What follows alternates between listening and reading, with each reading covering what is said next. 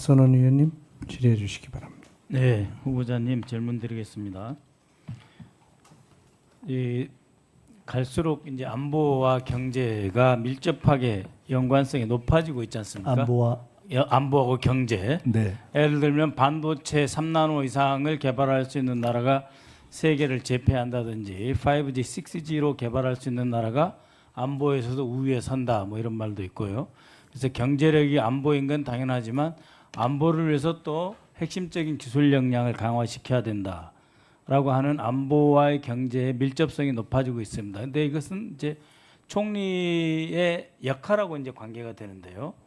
과거 같으면은 이제 안보 문제, 외교 문제는 거의 대통령님만의 고유 권한이었고 총리의 임무는 경제나 내치다 이렇게 되었지 않습니까?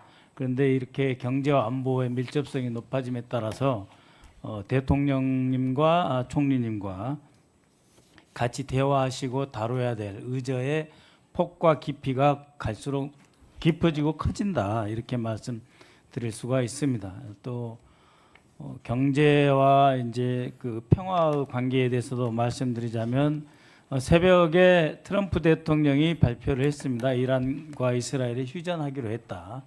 그래서 마침내 오늘 코스피 지수가 지금 시각 정도에 3,096포인트를 돌파했습니다. 그래서 이재명 정부, 이재명 대통령이 집무를 시작한 이후에 전 세계가 혼란에 빠지는 이 와중에도 갑자기 세계 4대의 화약고 중에 하나였던 이 한국이 내지는 한반도가 가장 평화로운 국가, 가장 군사적 긴장도가 낮은 국가로 순식간에 바뀌었습니다. 이만큼 대통령과 대통령이 추구하는 안보 정책이 매우 그 평화에 직결되어 있으며 이 평화는 곧 경제와 연관이 되어 있다라고 하는 점을 잘 알 수가 있고 그래서 이재명 정부가 추구하는 평화 안보 정책을 총리께서 경제와 안보 평화로 제대로 뒷받침하셔야 될 임무가 커질 수밖에 없을 것입니다. 이와 관련해서 이제 질문을 드리겠는데요. 하나는 대통령님과의 주례 회동입니다. 그러니까 이제 작년에 윤석열과 한덕수 총리 관계에서 한덕수 총리가 도대체 윤석열 대통령과 주례 회동을 하느냐라고 질문을 드린 적이 있었는데 잘 못하시더라고요. 답변을. 대통령 출근 시간도 불투명한데 총리와 대통령의 정례적인 회동과 정책에 심도 있는 토의가 있을 수 있었겠습니까?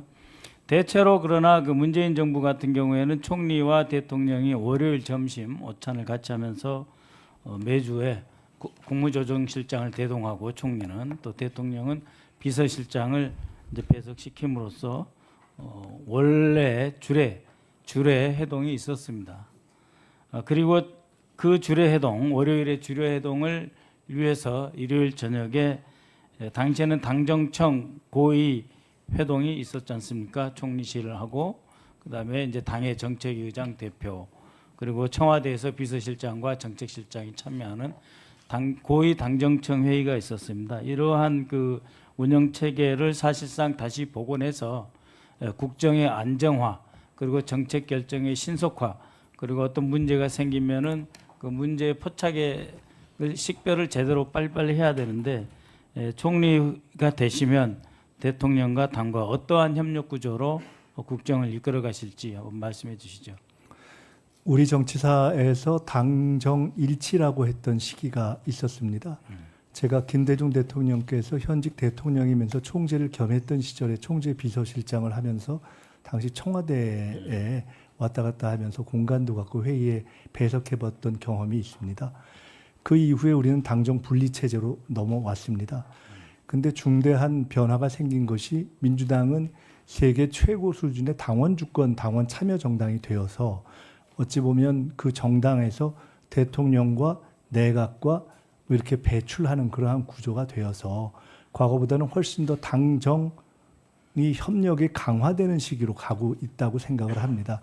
아마 그 정신을 반영하는 틀에서 대통령님께서도 당선 후 굉장히 빠른 시기에 과거보다는 거의 빛의 속도로 과거 당의 1, 2기 지도부를 초대해서 식사도 하신 것으로 알고 있습니다. 물론 여야 간의 만남도 굉장히 빨랐습니다. 그래서 첫째, 큰 틀에서는 당정이 하나다라는 마음으로 국정의 일치를 높이기 위해서 최선을 다하겠습니다. 두 번째로 형식적으로 주례회동이라는 형식이 존재하고 또 앞으로 해야 한다면 아마도 그것은 대통령님께서 그렇게 주도하시리라 생각을 합니다. 세 번째로는 그간의 경험이라든가 대통령님의 스타일을 볼 때 또 제가 대통령님과 함께 합을 맞추고 일해왔던 경험을 볼 때 형식적인 주례회동도 의미가 있겠지만 보다 수시로 저희들이 여러 현안에 대해서 말씀을 나누는 것이 더 의미가 있을 것이기 때문에 그것도 최선을 다하겠다는 말씀을 드립니다. 예, 그렇게 대독 총리가 아니고 실제로 일하고 대통령과 호흡을 맞추면서 국정에 한 몸이 돼서 나라를 잘 발전시켜 가시기 바라겠는데요. 그 아까 저기 오기영 의원 질문도 있었습니다만 지난 내란 과정에서 소위 말하는 그 계엄 관련 국무회의에 8명이 참석을 했었고 거기에 총리가 있었지 않습니까? 네. 그리고 그 총리는 11시 되기 전에 대통령실에서 나와서 총리실로 갔다. 그리고 총리실에서 국무조정실장을 비롯해서 관련 회의를 개최했다. 이렇게 돼 있습니다. 그랬기 때문에 당시에 그 총리가 대통령실에서 돌아와서 국무조정실장을 비롯해서 총리실에서 어떠한 회의가 있었는지를 적어도 이 자체 감사 차원에서라도 바로 잡아야 된다. 그렇지 않으면 그 헌법에 나와 있는 총리를 거쳐서 계엄을 건의하고 선포할 수 있는 과정에서 총리가 위상이 애매해지고 해야 할 일을 못할 수도 있고 해서는 안 될 일에 연루될 수도 있습니다. 그래서 이 내란 과정에 대한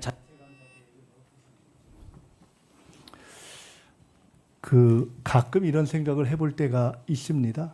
실제로 일제 때 수십 년에 걸쳐서 양심과 지조를 지키긴 참 어려웠겠다는 생각을 합니다.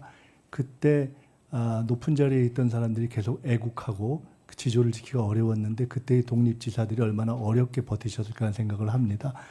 이번에 계엄 과정을 보면서 계엄 때도 유사한 생각을 했습니다.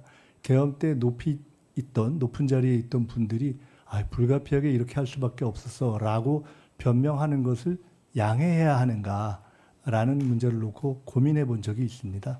그런데 아마도 우리 헌법과 법률에 계엄 또는 내란과 관련해서 부하수행의 죄라는 특별한 죄를 둔 이유는 높은 자리에 있는 사람은 그만큼 노블레스 오블리제의 정신에 따라서 책임감도 강해야 되고 할 때 그 명확하게 자기 직을 걸고 할 일을 해야 된다.